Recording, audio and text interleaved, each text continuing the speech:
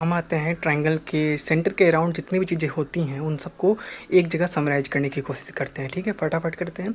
सबसे पहले आते हैं कि अगर कोई ट्रायंगल है उसको सामने वाले वर्टेक्स से अगर उस पे एक मीडियन खींचा जाए जो कि सामने वाले बेस को दो इक्वल पार्ट में बांटे, उसी तरह सभी वर्टेक्स से अगर एक एक मीडियन खींचा जाए और उन तीनों को मिलाया जाए तो जो जिस जगह पे वो पॉइंट तीनों मीडियन मिलेंगे उस पॉइंट को बोलते हैं सेंट्रॉइड। सर्कल का ट्रायंगल का क्या बोलते हैं? सेंट्रॉइड बोलते हैं। और उसको डिनोट करते हैं जी से।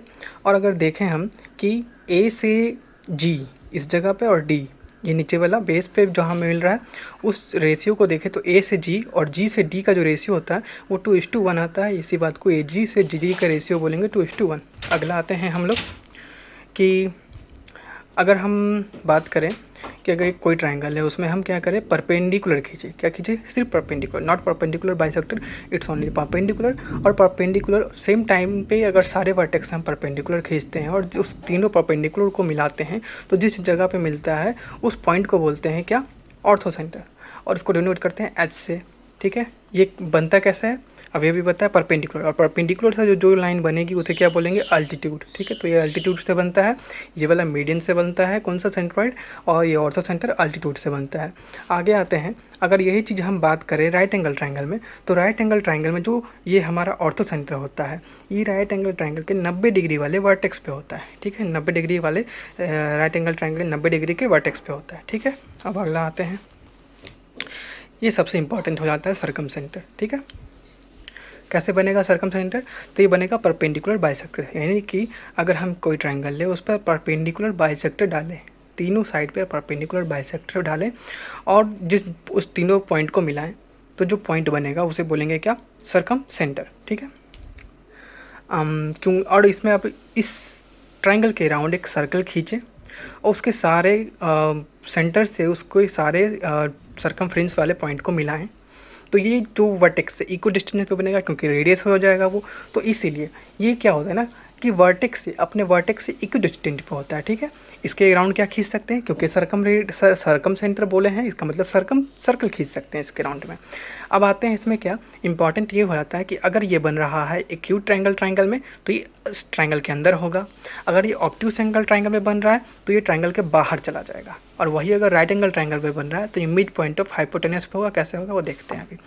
हम आते हैं राइट एंगल ट्रायंगल के लिए। राइट एंगल ट्रायंगल के राउंड अगर हम एक सर्कल खींचते हैं तो होगा क्या कि ये बिल्कुल डायमीटर पे बन जाएगा। इसका जो ये ट्रायंगल का हाइपोटेनस है वो डायमीटर पे बन जाएगा और ये रेडियस हो जाएगा जिसका मतलब कि आधा आधा, तो हाइपोटेनस का आधा। और सेम ये अगर इस पॉइंट से मिला तो ये भी तो रेडियस होगा, इसका मतलब कि ये हाइपोटेनस का आधा हो जाएगा। और ये सेंटर जो बनेगा वो कहाँ बनेगा?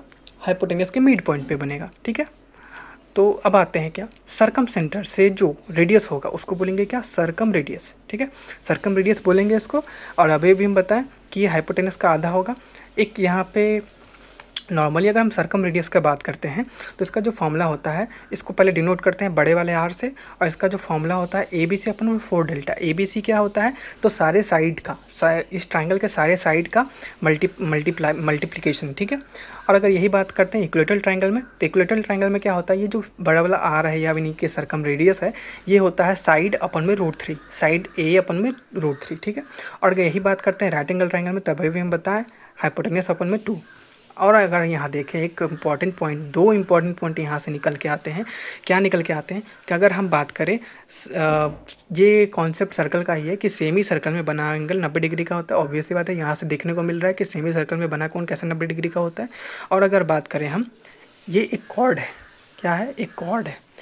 बता रहे थे कि कॉर्ड से बना हुआ एंगल सेंटर पे जो बनता है उसका आधा होता है सरकमफ्रेंस पे। यानी कि सरकमफ्रेंस पे बना कोण अगर थीटा है तो सेंटर पे बना कोण 2 थीटा होता है, यानी कि 2 गुना होता है।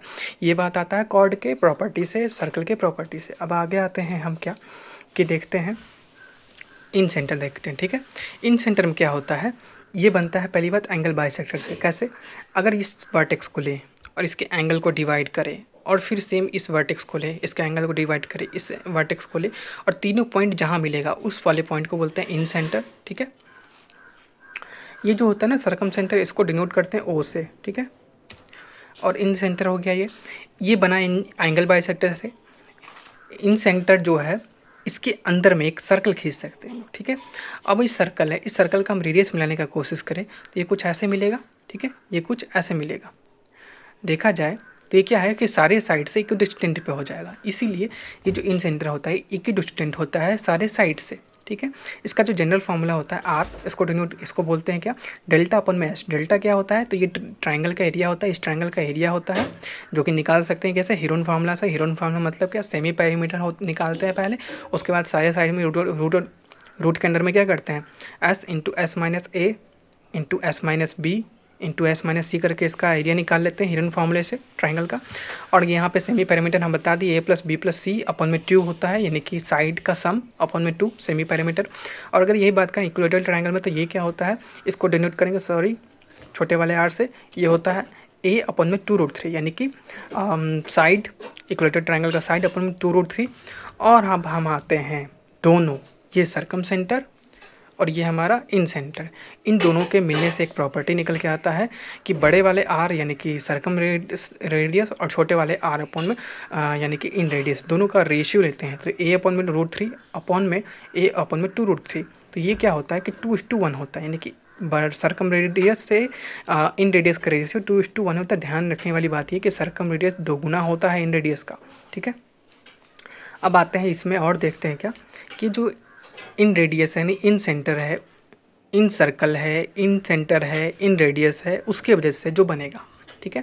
ट्रायंगल लिए, उसका एंगल बाइसेक्टर लिए, और एंगल बाइसेक्टर की वजह से जो यहाँ एंगल बनता है BOC, किसके वजह से, बात है इन सेंटर, यानी कि ये क्या है, एंगल बाइसेक्टर, ठीक है।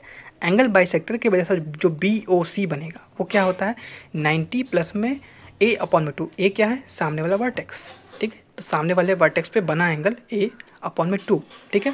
और वहीं आते हैं हम लोग, अगर ये कहाँ था, सर्कल के और ट्रायंगल के अंदर में था, ठीक है। तो ट्रायंगल के इंटरनल डिवीजन के कारण अब यहाँ पे आते हैं, ट्रायंगल को अगर एक्सटर्नली डिवाइड करें तो जो बनेगा BOC वो क्या होगा, 90 माइनस A/2, ठीक है। देखो जो नज़दीक में है उसमें क्या करना है, जोड़ देना है, जो दूर में है उसमें क्या करना है, घटा देना है, ठीक है।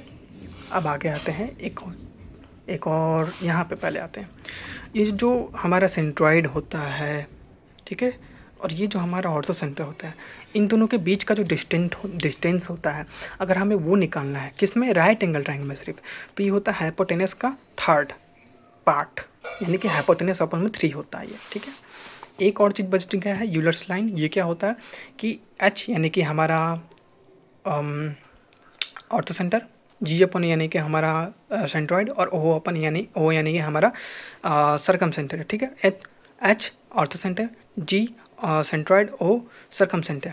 तो इनका जो ये एक लाइन पे आते हैं पहली बात, और दूसरी बात कि HGO का जो रेशियो होता है 2/1 होता है, ठीक है। ऐसे ही ऑर्डर में याद करना, HGO तो ये होता है 2/1, ठीक है। यहाँ पे भी वही था कि हम लेते हैं क्या, A से G और G से D का रेशियो 2:1 था, तो 2:1 ही याद रखना है। यहाँ भी हमारा जो सर्कम रेडियस है, इन रेडियस का रेशियो 2:1 है, 3 जगह पे 2:1 है। ऑर्डर चेंज करने का बिल्कुल कोशिश ना करें, HGO ही रखें, आराम से निकल जाएगा ये। और साथ में हम अगर फिर भी कुछ अगर और भी इंपॉर्टेंट पॉइंट ट्रायंगल के सेंटर से रिलेटेड छूट गए हो तो कमेंट कर सकते हैं।